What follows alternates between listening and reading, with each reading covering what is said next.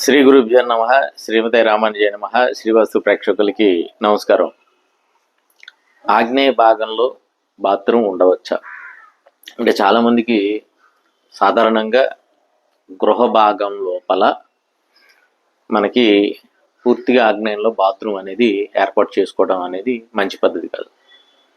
గృహం వెలుపల అంటే మనకుండా చుట్టూ స్థలం ఏదైతే ఉంటుందో ఆ భాగంలో కావాలంటే మనం బాత్రూమ్ అనేది ఏర్పాటు చేసుకోవచ్చు.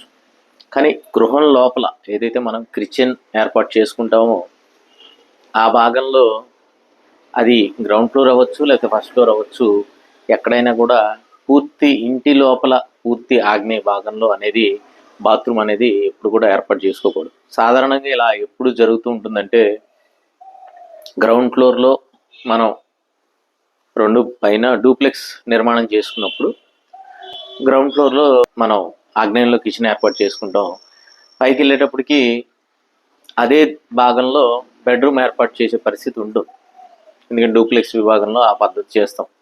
అలాంటప్పుడు ఏం చేస్తామంటే ఆగ్నేయ భాగంలో ఏదైతే మనం బెడ్రూమ్ ఏర్పాటు చేసుకుంటామో దానికి బాత్రూమ్ అనేది ఆగ్నేయంలో ఇచ్చే పరిస్థితులు చేస్తూ ఉంటారు చాలామంది.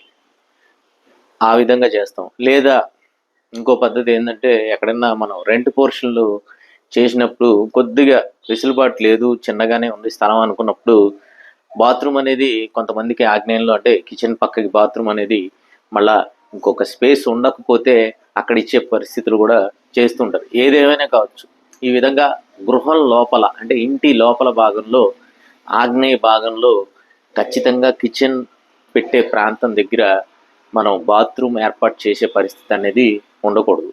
అది గ్రౌండ్ ఫ్లోర్ కావచ్చు, ఫస్ట్ ఫ్లోర్ కావచ్చు. లేదండి గ్రౌండ్ ఫ్లోర్లో మాకు కిచెనే ఉందండి, ఆగ్నేయంలో కాదు, కానీ ఫస్ట్ ఫ్లోర్లో ఉండొచ్చు. కొంతమంది ఆ విధంగా చేసే పరిస్థితులు ఉంటాయి. కాబట్టి ఏ భాగంలో అయినా కరెక్ట్గా ఇంటి లోపల భాగంలో ఆగ్నేయంలో కిచెన్ రూమ్ అనేది ఏర్పాటు చేయకూడదు. అలాగే బయట భాగంలో చేసుకోవచ్చు.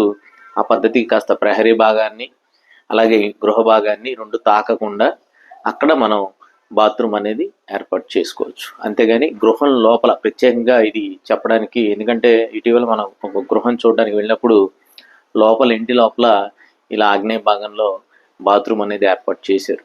కాబట్టి ఆ విధంగా ఉండకూడదు. జై శ్రీమన్నారాయణ. వాస్తు సంబంధించి మరిన్ని విశేషాలు తెలుసుకోవడానికి, మీ ఇంటి ప్లానింగ్ మరియు వాస్తు సమస్యలు తెలుసుకోవడానికి మా ఛానల్ సబ్స్క్రైబ్ చేయండి, లైక్ చేయండి, అలాగే షేర్ చేయండి.